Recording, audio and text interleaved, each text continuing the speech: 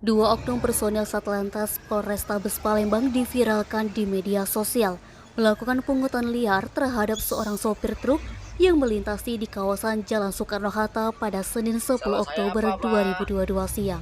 Kasat Lantas Polrestabes Palembang Kompol Randy Surya angkat bicara terkait hal tersebut.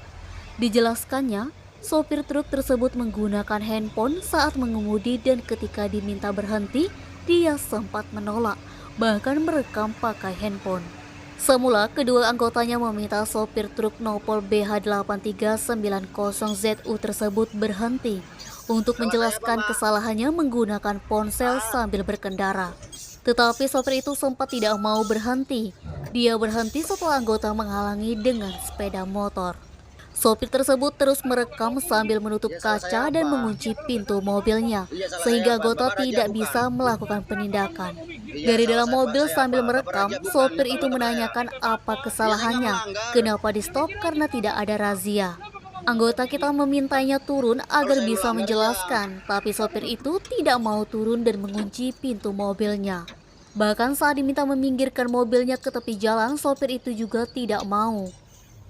Dikarenakan posisi truk tersebut berhenti di badan jalan dan dapat menyebabkan kemacetan panjang, kedua anggota membiarkan sopir truk itu pergi dan tidak melakukan tindakan apapun.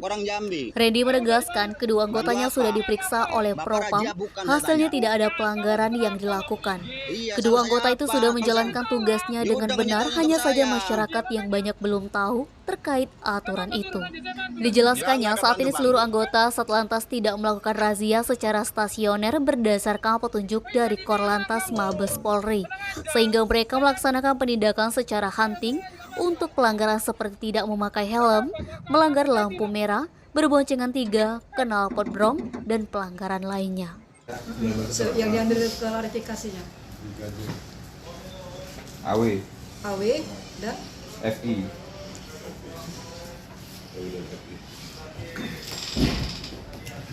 break pole semua pakai? Brigadir Polisi. Denny Sumik.co melaporkan.